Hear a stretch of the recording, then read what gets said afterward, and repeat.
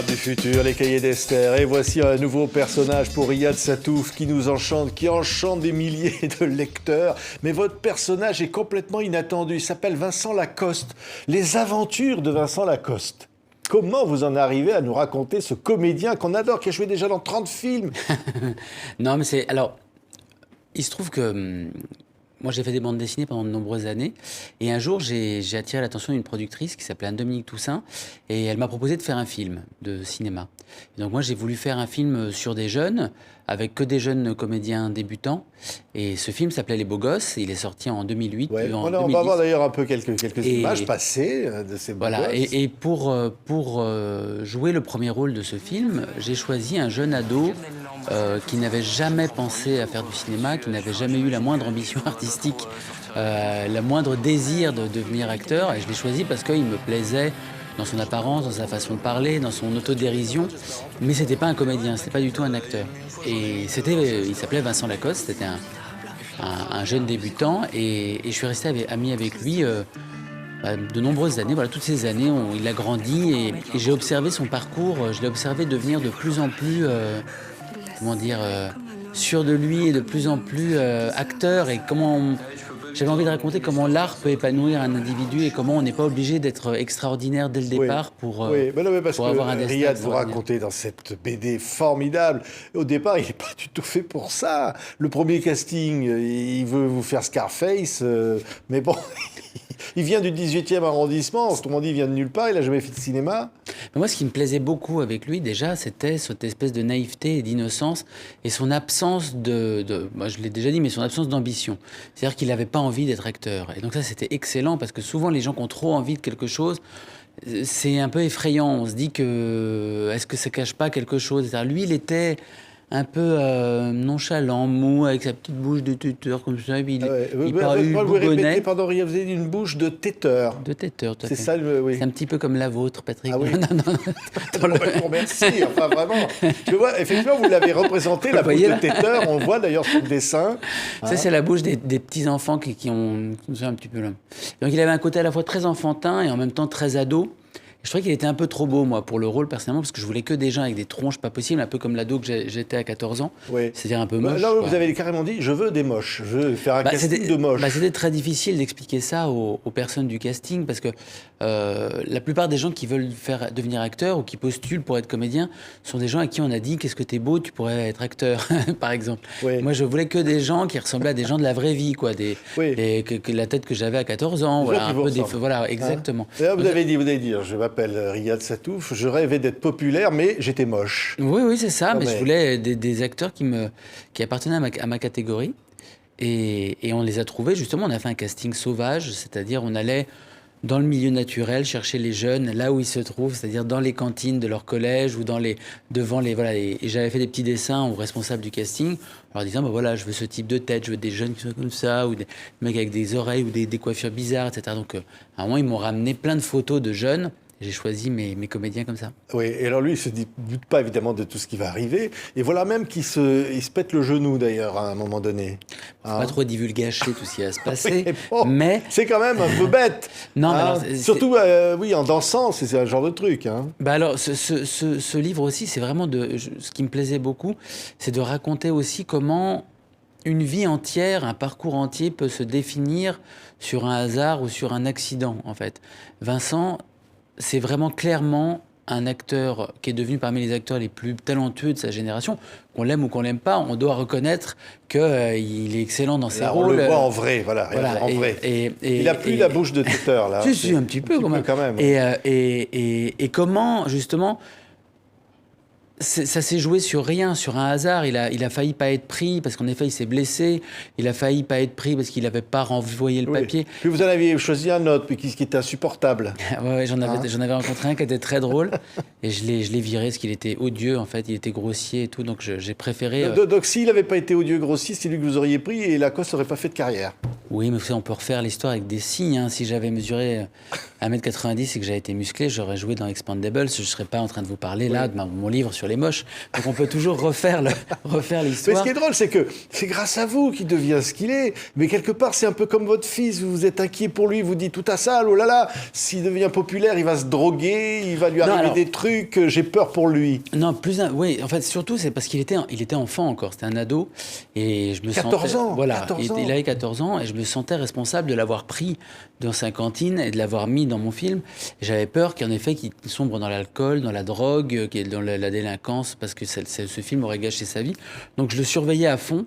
Et je lui avais pris un prof, c'est ce que je raconte dans le livre, mais je lui avais pris un prof pour qu'il passe son brevet des collèges. Après, quand il a été question de refaire un second film, je l'avais menacé de ne pas le prendre dans mon film parce qu'il voulait le faire.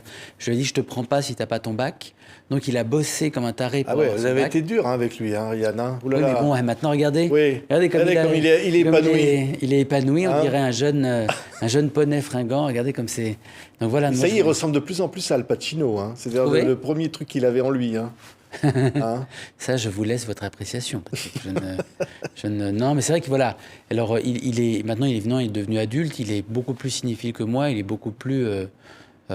Comment dire, c'est quelqu'un qu'il est devenu passionné par son métier. Et j'aime bien raconter comment quelqu'un de très ordinaire, avant d'être un livre sur lui ou sur moi ou sur mon film, c'est de raconter comment un ado très ordinaire peut avoir un parcours extraordinaire et que ça ne tient pas à un don surnaturel. Voilà. Oui, mais ça, c'est formidable. Et alors, ce qui est incroyable, c'est que dans le film, on verra peut-être l'affiche des beaux gosses. On ne peut pas dire que vous l'arrangez. On ne peut pas dire que vous le rendez spécialement beau. Donc, lui qui rêvait peut-être d'être Al Pacino, il se retrouve en se disant, va peut-être se ficher de ma figure au collège. Ben, ça ne fait pas de mal, quand on est trop beau, d'être un petit peu comme ça. Oui, là, vous l'avez bien réussi à ce niveau-là. Non, mais voilà, l'idée, c'était vraiment de faire une sorte de personnage un petit peu à côté de la plaque. Comme ça, il était vraiment parfait pour le rôle. Parce qu'il regardez l'affiche, voilà.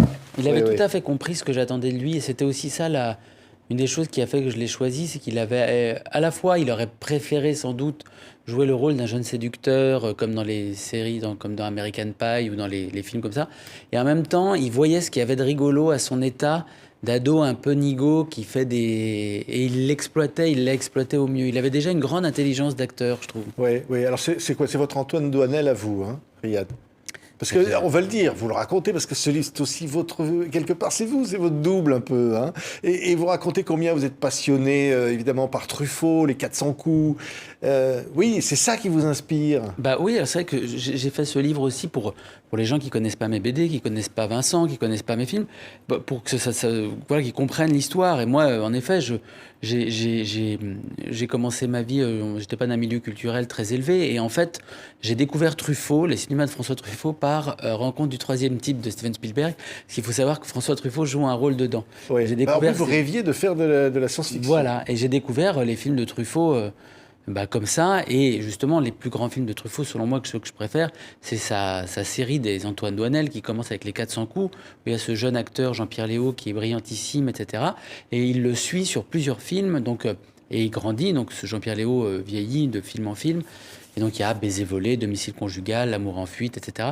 Et j'étais très ému par ce rapport qu'il y avait entre un réalisateur et son acteur, et comment ce personnage était aussi un double du réalisateur. Et évidemment, moi j'avais caressé l'idée de trouver mon propre Jean-Pierre Léaud et mon propre Doinel à travers Vincent. Mais il s'est avéré que comme on est tous différents, c'est une histoire différente. Ah non, mais c'est pas impossible là maintenant que vous pouvez peut-être. Et maintenant ça y est, mon petit Doinel, je le fais en BD maintenant. Et là, il est là. 3 volumes, donc il y en a encore 2 derrière. C'est un personnage, les aventures. C'est une aventure au fond, ce qui est arrivé. Alors quand il y a quelque chose que personnellement moi, je trouve très intéressant, c'est le thème de la célébrité, entre guillemets la célébrité. C'est-à-dire, Vincent, c'est quelqu'un que j'ai observé au fur et à mesure des années devenir de plus en plus connu, entre guillemets, déjà dans la rue. Quand on marche, les gens le reconnaissent, les filles veulent lui donner leur numéro, des fois, les garçons aussi. Puis en même temps, des fois, c'est pas non plus une méga star, méga connue, c'est pas Leonardo DiCaprio. Donc il y a des gens qui le confondent avec d'autres acteurs, donc ça donne des scènes un peu tragicomiques, un peu marrantes. Des fois, il y a un mec qui vient, qui fait « Vas-y, Kev Adams, je peux faire une photo, s'il te plaît ?» Enfin voilà, ils le prennent pour d'autres gens, etc. Et je voulais raconter tout cet à côté de ce que le fait d'être un personnage public provoque dans l'espace public, justement, aussi.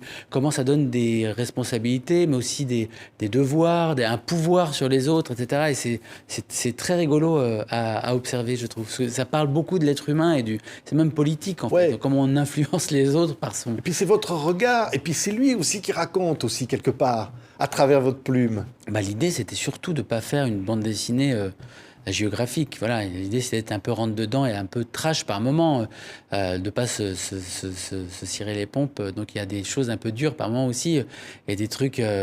l'idée, c'était de faire quand même quelque chose de rigolo, parce qu'il y a quelque chose de très marrant à voir son parcours de là où il est venu. Et quand il a commencé à me dire qu'il avait tourné déjà 4 films avec Depardieu, je me suis dit que c'était assez excellent. Ça méritait d'être raconté quand même. Ouais. Oui, parce qu'au fond, Depardieu, c'est pareil que lui, il vient de nulle part. C'est un peu parcours parallèle. Et ben moi, je trouve qu'il a beaucoup de points communs avec le jeune Depardieu. En effet, il a une sorte de... Il vient pas d'un milieu culturel prédisposé à l'expression artistique, et il s'est construit là-dedans. Il s'est forgé une sorte de personnage, même par goût, voilà, comme Depardieu, quoi, qui a appris à lire en jouant, enfin, qui a fait... Et Vincent, il est un petit peu dans cette catégorie-là. D'ailleurs, il bouge pas comme les autres acteurs. Si vous allez le voir dans Les Illusions perdues, vous allez voir que tous les acteurs de ce film sont très très bons. Mais lui, il n'est pas pareil. C'est comme un animal sauvage un peu. Vous voyez, c'est pas il bouge. Il a une manière à lui très particulière de. Moi, je trouve qu'il appartient à une catégorie d'acteurs français qui sont des acteurs un peu par accident. Par exemple, Blier. C'est des acteurs dont il n'y a plus d'équivalent aujourd'hui, puisque tous les acteurs aujourd'hui font du sport, sont des séducteurs, ont de nombreuses conquêtes, etc. Ils jouent pas avec leur corps. Je sais pas, Gabin, Blier ou Ventura, c'était des mecs complètement... je trouve que Vincent, il pourrait avoir un parcours pareil, dans l'excès, un peu, je sais pas. Ouais. Ce qui est touchant, c'est que vous avez échangé des mails pour poser des questions. Il répondait aux questions. Comme ça s'écrit à deux, ce livre. Hein? Bah oui, parce que je voulais raconter nos deux points de vue. Donc, dans ce livre, il y a à la fois le sien et le mien sur ce parcours. Et je lui ai posé plein de questions sur comment sa famille l'avait vécu, comment ses amis au collège l'avaient vécu, je sais pas, de me raconter qui étaient les gens qui le détestaient, par exemple, comment ça s'exprimait, ou les gens qui l'adoraient. Voilà. Et donc, il m'a fait plein de petits textes. Et j'ai tout compilé ça dans cette bande dessinée. Ouais. Et ce qui est beau, c'est qu'au fond, effectivement, sa vie est devenue une aventure grâce à cette bande dessinée. Mais c'est une aventure. Et au fond, c'est un livre qui nous parle du cinéma, de ce que c'est la représentation.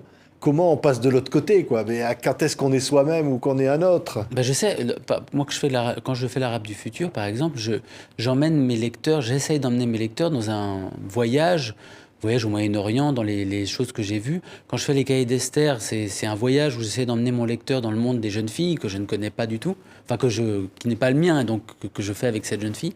Et dans le jeune acteur, c'était vraiment l'idée d'emmener les lecteurs derrière la caméra, derrière le décor, en fait, dans l'envers du décor de ce que c'est qu'être, entre guillemets, une célébrité ou un acteur. On découvre comment se fait un film, mais aussi comment se fait un acteur et comment peuvent se faire une certaine folie aussi, parce que ça rend quand même complètement zinzin. Et puis le casting, oui, ça c'est quand même fou, parce que bon, vous tombez sur un physique, mais il faut que ça suive derrière aussi. Hein.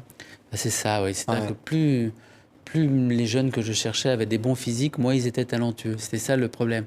C'est-à-dire que plus vous êtes mal à l'aise dans votre corps, plus vous êtes intéressant graphiquement, mais moins vous êtes intéressant pour jouer, quoi. Fallait trouver le juste milieu. Il fallait trouver un moche intelligent. Ouais, c'est ça. C'est pas Ou un évident, intelligent voulant bien être un peu moche. Voilà, ça se trouve pas partout. Non, mais ça se règle. Ça se règle. Vous avez raconté ça, mais au fond, on se moque gentiment de tout ça. Il y a beaucoup de tendresse derrière ce regard, derrière ce personnage. C'était très important de raconter que derrière un parcours comme ça qui peut être comique, il y a aussi la naissance d'un vrai talent, en fait. Parce que Vincent, c'est vraiment devenu un acteur qui joue des choses très complexes, très, très osées pour de nombreux acteurs. Il a fait des films où c'était des vraies performances. C'était difficile d'imaginer que l'ado dégingandé qui est entré dans mon bureau avec sa capuche, un jour ferait ça, quoi. C'est très émouvant à observer. Et c'est vrai que vous lui disiez, quand les premiers essais, vous disiez « surtout ne joue pas ». Mais ça, c'est très important. Un conseil, ne joue pas. Il faut être soi. Enfin, c'est compliqué pour un acteur de trouver ce chemin. Il faut être soi en étant quelqu'un d'autre. Voilà, c'est ce qu'on recherche, enfin, que tous les réalisateurs espèrent trouver chez les acteurs. Et c'est ce qui fait le génie des grands acteurs. Je ne sais pas si vous avez déjà vu Par exemple, il y a une vidéo où on voit Gérard Depardieu et Piala qui tournent, je ne sais plus un de leurs films, et la caméra est en train de tourner, et Piala discute avec Depardieu, et puis il lui dit « Alors, t'as bien dormi ?» et tout.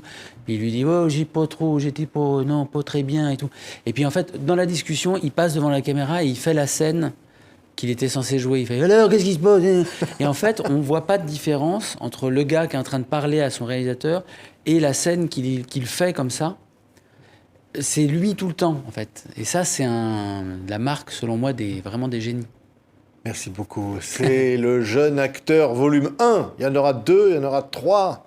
3. 3, sûr, pas Certains, plus. ça, ils sont écrits. Ils sont écrits. Les aventures de Vincent Lacoste au cinéma, au livre du futur. Merci beaucoup, Riyad. Merci, Patrick. Beaucoup.